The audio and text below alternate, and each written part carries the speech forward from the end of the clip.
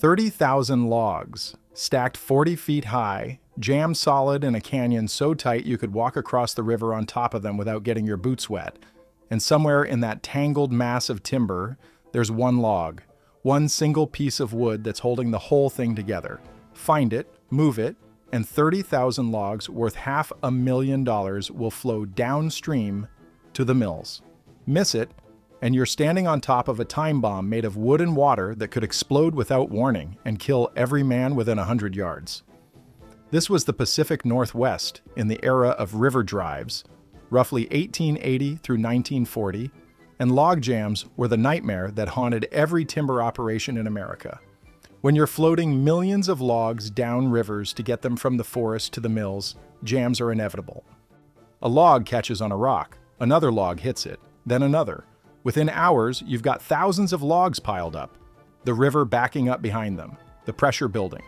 And the only way to break it is to send men out onto that unstable mass of timber with nothing but hand tools, dynamite, and the kind of courage that most people can't even imagine. The question wasn't whether jams would form. The question was whether you could break them before they bankrupted your company or killed your crew. Could men really walk out onto a 40-foot-high pile of logs that could collapse at any second, find the exact piece of timber that was causing the problem, and remove it without getting crushed, drowned, or swept away? And when that didn't work, could they set off dynamite while standing on top of the jam and survive the explosion? Before we get to how they did it, you need to understand what a log jam actually was. Because when most people hear log jam, they picture a minor pileup. A dozen logs stuck together, something you could clear in an afternoon. That's not what we're talking about. We're talking about catastrophic blockages that could stretch for a quarter mile and contain hundreds of thousands of logs, representing millions of dollars in timber and months of work. The physics of how jams formed was straightforward. You're floating logs down a river. The river has bends, narrows, rocks, shallows. At some point, a log hits an obstacle and stops. The current pushes it sideways. Now it's perpendicular to the flow, creating a barrier. More logs arrive. They hit the barrier. Some go over, some go under, most just pile up. The weight of the logs pushes down. The force of the current pushes forward. Within hours, you've got a self-reinforcing structure that's using the river's own power to hold itself together. The danger escalated with every log that hit the jam. A small jam might involve a few hundred logs, annoying but manageable. A medium jam could be 5,000 logs, serious but not catastrophic. A major jam could be 50,000 logs or more, and those were the killers. The Great Jam of 1896 on the St. Croix River in Wisconsin contained an estimated 150 million board feet of timber. That's roughly 300,000 logs stacked in a mass 2 miles long and in some places 60 feet high. It took 300 men 6 weeks to break it, and it cost 9 lives. The physics of what made jams so deadly was something the old-timers understood instinctively, even if they couldn't explain it in engineering terms. When logs pile up in a river, they create what's essentially a dam made of wood. Water pressure builds up behind it, thousands of gallons per second pushing against thousands of tons of timber. That pressure is searching for release. It's probing every weak point in the structure, and when it finds one, when something shifts just enough to create an opening, all that stored energy releases at once. The jam doesn't just break, it explodes. The warning signs were subtle, and you had to know how to read them. Experienced jam breakers watched for specific indicators. Changes in the sound, the grinding of logs would shift in pitch when pressure was building. Changes in water flow. If you saw water starting to seep through gaps that had been dry, that meant the jam was under increasing stress. Changes in the way logs were sitting. If a log that had been stable suddenly started to shift or rock slightly, that meant the structure around it was weakening. These signs could give you seconds of warning, maybe a minute if you were lucky. And in that time, you had to decide whether to keep working or get off the jam. The economic stakes were brutal.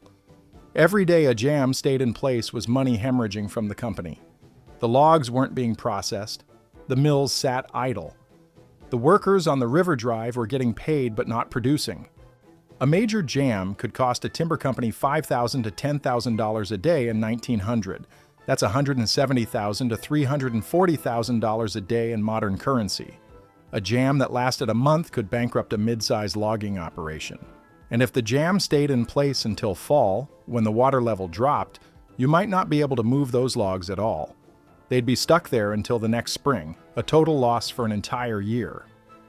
But the human cost was worse. Breaking a log jam was, without exaggeration, one of the most dangerous jobs in American industrial history. You were working on an unstable surface that could shift without warning. You were surrounded by thousands of tons of timber that could crush you if it moved. You were often in or near fast-moving water. And you were frequently using explosives in close proximity to your own body. The fatality rate for jam breakers, the men who specialized in this work, was somewhere around 15 to 20% over a career. That means if you worked as a jam breaker for 20 years, you had roughly a 1 in 5 chance of being killed on the job. The first attempts to prevent jams were primitive and ineffective. Some companies tried to smooth out the rivers, removing rocks and obstacles. That helped a little, but rivers are dynamic.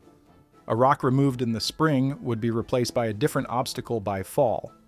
Others tried to route logs along specific paths using guide booms, floating barriers that kept logs in the deep channel.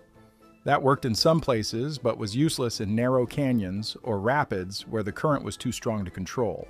But by the 1880s, it was clear that prevention wasn't going to solve the problem. Jams were going to happen.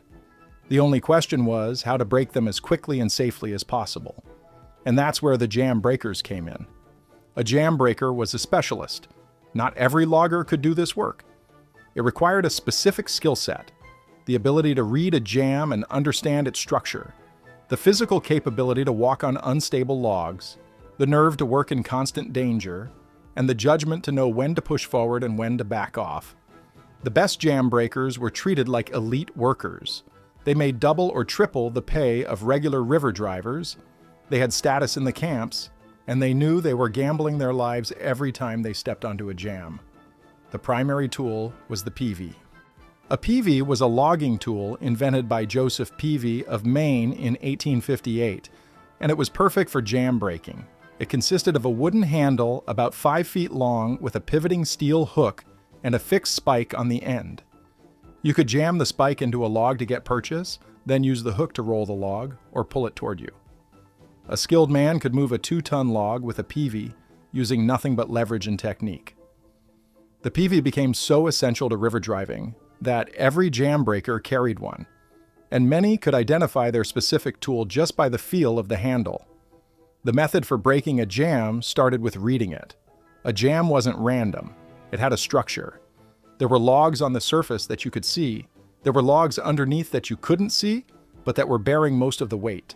And somewhere in that mass, there was usually a key log, the piece of timber that was holding everything else in place. Find the key log, remove it, and the entire jam would collapse and flow downstream. Miss the key log, and you could spend days moving timber without making any progress. Reading a jam was part science, part intuition. You'd study the way the logs were positioned. You'd look for stress points, places where logs were bent or compressed from the pressure. You'd watch how the water was flowing around and through the jam. Sometimes you could see the key log. It would be wedged at a specific angle, bearing weight from above, creating a pressure point. Other times, you had to guess based on experience. And sometimes, you just had to start moving logs and see what happened. The head jam breaker would make the call. He'd point to a log and say, "That's the one." Then the crew would go to work. If the log was near the surface, they'd walk out onto the jam, driving their peavey spikes into the surrounding logs for stability, and work to free the target log. This meant prying, rolling, levering, sometimes cutting with saws if the log was wedged too tight to move. All while standing on a surface that could collapse at any second. Here's what that actually felt like. You're standing on top of a pile of logs 30 feet above the water. The logs beneath your feet are not stable. They're floating, pressing against each other, held in place by friction and pressure. Every time you move, they shift slightly. You drive your peavey into a log to stabilize yourself. You lean your weight onto the handle. You can feel the log beneath you start to roll. You shift your feet, where you adjust your balance, all while keeping pressure on the peavey. Around you, other men are doing the same thing. The whole surface of the jam is moving in tiny increments. And you absolutely know, that if the jam breaks while you're on it, you have maybe 2 seconds to get clear before thousands of logs start moving and you're swept into the water and crushed. The technique of walking on logs was something that had to be learned through experience. You couldn't teach it in a classroom. New workers would come to the river drives thinking it would be straightforward, and they'd discover within the first hour that moving on floating logs required a completely different set of physical skills than walking on solid ground. Your weight had to stay centered, your knees had to stay bent and flexible. Your feet had to constantly adjust to the roll and pitch of the logs beneath you, and you had to develop an almost subconscious awareness of which logs were stable and which ones were about to shift. The best jam breakers moved across the surface of a jam like they were dancing. Small steps, weight constantly shifting, never committing fully to any single log. They'd step onto a log, test it with a slight shift of weight, read how it responded, and then either commit to that log or move to a different one. They'd use their PV not just as a tool for moving logs, but as a third point of contact, jamming the spike into logs ahead of them to create stability. Watch a skilled jam breaker work, and it looked effortless. Try it yourself, and you'd understand within seconds how difficult it actually was. The cork boots were essential equipment. These were leather work boots with dozens of sharp steel spikes driven through the soles. The spikes were about 3/4 of an inch long, arranged in a pattern across the sole and heel. They gave you traction on wet bark and allowed you to dig into the surface of a log when it started to roll. Without cork boots, you'd slip constantly. With them, you could maintain footing on surfaces that would otherwise be impossible to stand on. But cork boots came with their own hazards. The spikes could catch on bark or wood grain, causing you to trip. And if you stepped on another man, if someone fell and you couldn't avoid him, those spikes could tear through flesh like knives. The sound was constant, logs grinding against each other, the creak and groan of timber under stress. The rush of water flowing through gaps in the jam. Sometimes you'd hear a sharp crack, a log splitting from the pressure. That was the sound that made every man stop and look around, trying to determine if the crack was the beginning of a collapse or just one log giving way. The danger came from multiple directions simultaneously. The most obvious was the jam itself. If it broke while you were on it, you were probably going to die. The logs would start moving, thousands of them. Some would roll, some would dive end first into the water, some would shoot forward like battering rams. You couldn't outrun it. Your only chance was to stay on top of the moving mass and ride it out until things settled, then try to get to shore.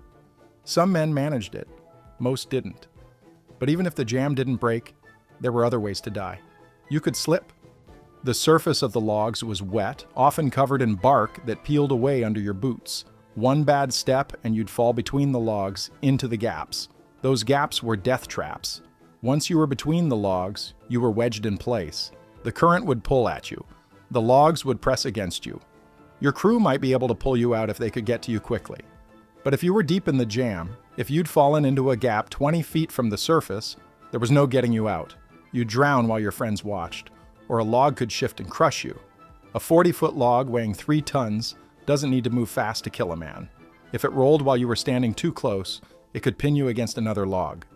Broken legs, shattered pelvis, crushed chest, and you were 30 feet above the water on top of an unstable mass of timber. So getting you to medical help meant somehow carrying you across the jam to shore, then transporting you miles to the nearest town. Most men who got crushed on a jam died before they reached a doctor. The stories of men who died breaking jams were told and retold in the logging camps, serving as both warning and memorial. There was Mike Harrigan, an Irish immigrant who worked the jams on the Penobscot River in Maine, April 1891. Harrigan was walking across a jam when it broke. The log started moving. Harrigan tried to ride it out, jumping from log to log, trying to stay on top. He made it about 50 yards. Then a log rolled under him. He went into the water. The logs closed over him. They found his body 3 days later, 5 miles downstream, and wedged under a log in shallow water. His PV was still in his hand. Or Jimmy Doucette, a French-Canadian who worked the Wisconsin River drives in the 1900s. Doucette was known for his ability to walk on moving logs. He could cross a jam faster than any other man in the crew. May 1907. He was working a jam near Wisconsin Dells when he slipped on wet bark, fell between two logs. The logs came together, caught him across the chest. His crew got to him within a minute. They used peavies to pry the logs apart. Got him out, but his ribs were crushed, punctured lungs. He died on the riverbank while they were trying to get him breathing again. He was 19 years old. Then there was Lars Johansson, a Swedish immigrant who worked the Clearwater River in Idaho. Johansson had been breaking jams for 12 years when he took on the Cedar Creek Jam in April 1915. It was a bad jam, maybe 20,000 logs piled up in a narrow canyon. Johansson spent 2 days studying it, looking for the key log. On the third day, he thought he'd found it. He walked out onto the jam with his crew, positioned himself above the target log, and started working it with his peavie. The log shifted. Johansson leaned harder on the peavie, trying to get the log to roll. It rolled. But it wasn't the key log. It was supporting a key log. When it moved, the log above it shifted, which caused 3 more logs to shift, and suddenly the entire section of the jam where Johansson was standing collapsed inward. He went down into the gap. His crew tried to get to him, but the logs were moving too fast. They could hear him shouting from somewhere in the pile, and then they couldn't hear him anymore. It took them 4 hours to dismantle enough of the jam to reach his body. He was 41 years old, married, father of 3 daughters. The psychological toll of this work doesn't show up in the historical records, but it must have been immense. You were watching friends die, you were pulling bodies out of jams, you were attending funerals for men you'd worked beside the day before, and then you were going back out onto the next jam, knowing that what happened to them could happen to you. Some men couldn't handle it. They'd work 1 season, see someone die, and never come back. Others developed a kind of fatalism about it. If it was your time, it was your time. All you could do was be careful, trust your instincts, and hope you got lucky. But these weren't rare occurrences. These were regular hazards of the work. Camp ledgers and newspaper reports from the logging era document hundreds of fatalities from jam breaking. The 1906 season on the St. Croix River alone killed 14 men. The 1913 spring drive on the Columbia River killed 9. These numbers don't include the men who were injured but survived, broken bones, crushed limbs, partial drownings that left them with permanent lung damage. But here's the thing that separates that generation from ours. The men kept doing it. They knew the risks. They'd seen friends die. They knew that every time they stepped onto a jam, they might not step off. And they did it anyway, because the pay was good, because the work was necessary, because walking away meant admitting you were afraid. And in the culture of the logging camps, fear was not something you advertised. When peavies and manpower weren't enough, when a jam was too big or too solid to break by hand, the jam breakers turned to dynamite. Dynamite had been invented by Alfred Nobel in 1867, and by the 1880s, it had become the tool of choice for large-scale earth-moving, mining, and construction. Timber companies started using it for jam breaking in the 1890s, and it transformed the work. A stick of dynamite placed correctly could do what 20 men with peavies couldn't. It could shatter a key log, break apart a tightly packed section of the jam, or create enough force to shift the entire structure. But using dynamite on a log jam was insanely dangerous. You were setting off an explosive device while standing on an unstable platform made of the same material you were trying to blow apart. The blast could send logs flying in every direction. It could collapse the jam while you were still on it. It could throw you into the water. And if you misjudged the placement or used too much explosive, it could kill you outright. The technique was this. The head jam breaker would identify the target, usually a key log that was deep in the jam, too wedged in to move with hand tools. Then someone had to get the dynamite to that log. This often meant climbing down into the jam, working through gaps between logs, carrying sticks of dynamite and blasting caps in your pockets. Once you reached the target log, you'd drill a hole with a hand auger, pack the hole with dynamite, insert a fuse, light it, and then get the hell out. The fuses were the critical part. You needed enough time to get clear of the blast. But not so much time that the fuse could be extinguished by water spray or knocked out by shifting logs. Most jam breakers use 3-minute fuses. That gave you enough time to climb back out of the jam and get to a safe distance. In theory. In practice, getting out of a jam in 3 minutes when you're climbing over wet logs, trying not to fall, knowing there's a lit fuse behind you, was a test of nerve that not every man could handle. There are accounts of fuses that burned faster than expected, of men who lit the fuse, started climbing out, and realized they weren't going to make it. The protocol was to warn the crew, shout, "Fire in the hole," or just run, and then get as far as you could before the blast went off. Some men made it, some got caught in the explosion. When the dynamite went off, the effect was immediate and violent. The blast would shatter the target log, sending pieces flying. The shockwave would travel through the jam, loosening logs, breaking friction points. If the placement was right, the jam would break. Logs would start moving. The crew would scramble for shore, and within seconds, thousands of logs that had been locked in place would be flowing downstream. If the placement was wrong, you'd just blown a hole in the jam without releasing it. And now you had to go back in and try again, working around the damaged area, carrying more dynamite, repeating the whole process. The best dynamite men developed an almost supernatural sense for where to place charges. They could look at a jam and know exactly which log needed to be blown. They understood the geometry of the jam, the distribution of weight, the way forces were balanced, and they had the nerve to walk into the middle of a potentially lethal situation, carrying enough explosive to kill everyone within 50 yards. One of the most famous was Angus MacLeod, a Scotsman who worked the river drives in Minnesota and Wisconsin from 1895 until 1923. MacLeod was known for using minimal amounts of dynamite and getting maximum results. While other jam breakers might use 5 or 6 sticks per blast, MacLeod would use 2. He'd study the jam for hours, identifying the exact log, the exact placement. Then he'd drill, pack the charge, light the fuse, and walk, not run, walk, back to shore. His crew said that MacLeod never hurried and never missed. In 28 years of jam breaking, he cleared over 300 major jams and never lost a man to a blast. When he retired in 1923 at the age of 54 and died of natural causes in 1941. Then there was Big Bill Swanson, a Norwegian who worked the Columbia River drives. Swanson was the opposite of MacLeod. Where MacLeod was careful and precise, Swanson was aggressive and willing to take risks. Swanson's philosophy was to use enough dynamite to guarantee a break on the first shot.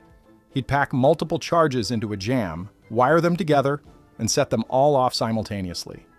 The blasts were enormous. Logs would fly 50 feet into the air. The concussion would knock men off their feet if they were too close. But it worked. Swanson broke jams faster than anyone else on the Columbia, and the timber companies loved him for it. The downside of Swanson's approach was that it was dangerous for everyone involved. In 1908, he was breaking a jam near the Dalles when one of his charges went off prematurely. Swanson was still in the jam, about 20 feet from the blast point. The explosion threw him into the water. His crew pulled him out with a broken collarbone and a concussion. He was back at work 2 weeks later. In 1912, another premature blast caught him, this time shattering his left leg below the knee.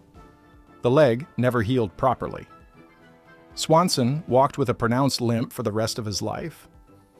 But he kept breaking jams, kept using massive charges, kept pushing the limits. He died in 1921, not from dynamite, but from complications from his old injuries. He was 47 years old. The use of dynamite created a new category of worker, the powder man. These were specialists who handled all explosive work.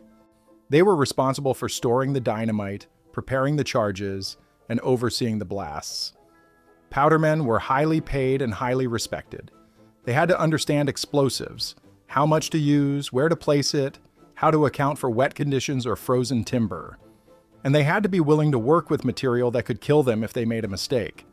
Dynamite in the logging era came in sticks about 8 inches long and 1 inch in diameter. Each stick contained roughly 60% nitroglycerin mixed with an absorbent material. A single stick could blow apart a 3-ton log. A case of dynamite, 50 sticks, could demolish a small jam or create a massive blast in a large one. The powdermen carried the sticks in wooden boxes lined with sawdust to prevent them from jostling. on blasting caps were carried separately in padded containers. You never transported caps and dynamite together. If they were together and something set off the caps, you'd detonate the whole load. The blasting caps themselves were small copper cylinders filled with fulminate of mercury, a primary explosive that was incredibly sensitive to shock.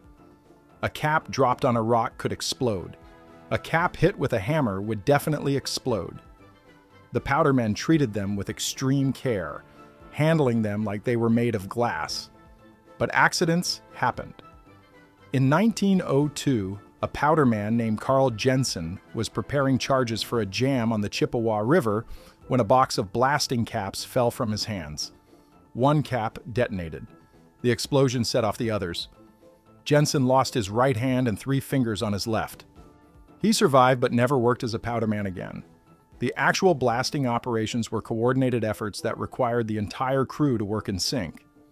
The powder man would survey the jam with the head jam breaker, identify the target logs, and calculate how much explosive was needed. Then the crew would evacuate the jam, everyone off, everyone to shore. The powder man would climb into the jam, place the charges, connect the fuses, or set up electrical detonators if they were available, and then get clear. Once he was at a safe distance, usually at least 100 yards, he'd signal the head jam breaker. The head jam breaker would shout a warning, "Fire in the hole," or "Clear the area." Then the powder man would light the fuse or trigger the detonator. The explosion would be massive. A proper dynamite blast on a jam didn't just break logs, it created a shockwave that traveled through the water and the timber, rattling the entire structure. Logs would leap into the air, water would fountain up. The sound was a deep, concussive boom that echoed off canyon walls.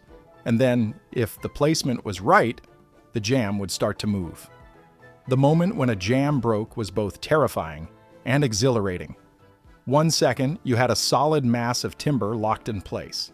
The next second, thousands of logs were in motion. They didn't all move at once.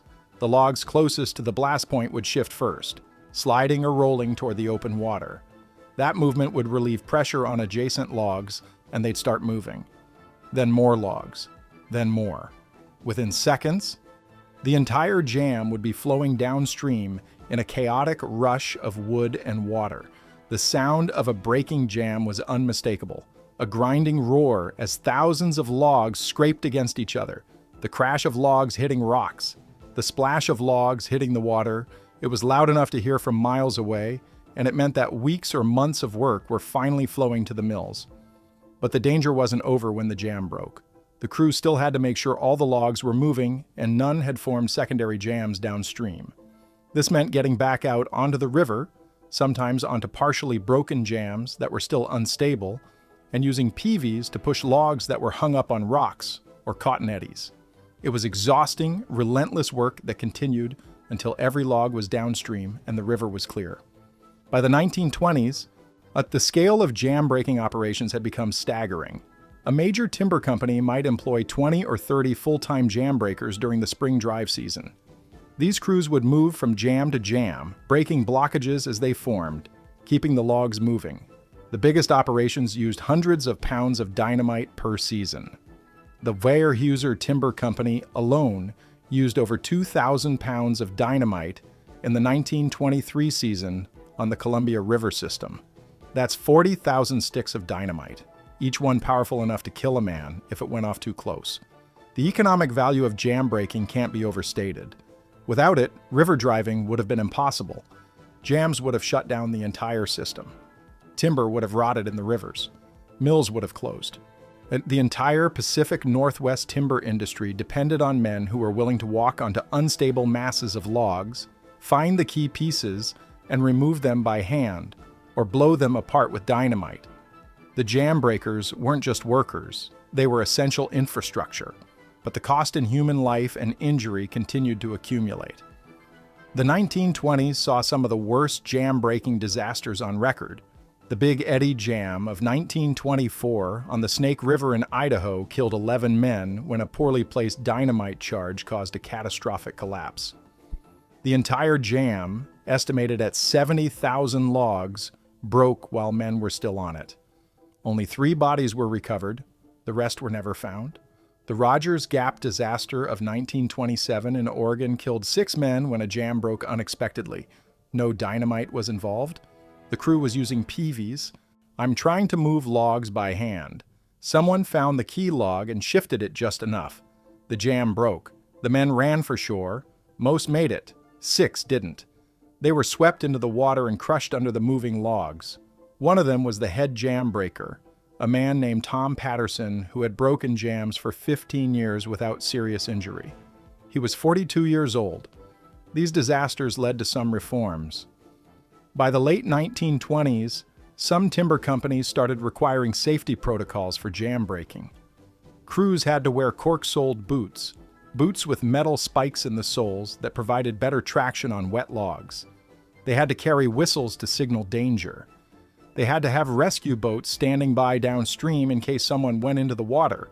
But fundamentally, the work remained as dangerous as it had always been. You were still walking on unstable logs. You were still using dynamite in close proximity to your body. You were still gambling your life every time you stepped onto a jam. The end of jam breaking as a profession came gradually. In the 1930s, the Great Depression reduced timber demand, which meant fewer logs in the rivers, which meant fewer jams. The 1940s brought World War II, which diverted labor and resources. And then in the post-war era, the timber industry shifted away from river drives entirely. Trucks and railroads made it possible to transport logs directly from the cutting site to the mill without using rivers. By 1950, most river drives had ceased. The last major river drive in the United States was on the St. Croix River in Wisconsin in 1971. By that point, jam breaking was a dying art practiced by a handful of old men who remembered the techniques. The legacy of jam breaking exists in scattered places. There are photographs in historical societies and museums showing men standing on jams, peavies in hand, often with sticks of dynamite visible in their vest pockets. There are oral histories recorded in the 1960s and 70s, interviews with retired jam breakers who describe the work and the danger. And there are the accident reports and death certificates, official records documenting who died, when, and how. In northern Wisconsin, there's a small monument to the jam breakers who died on the St. Croix River.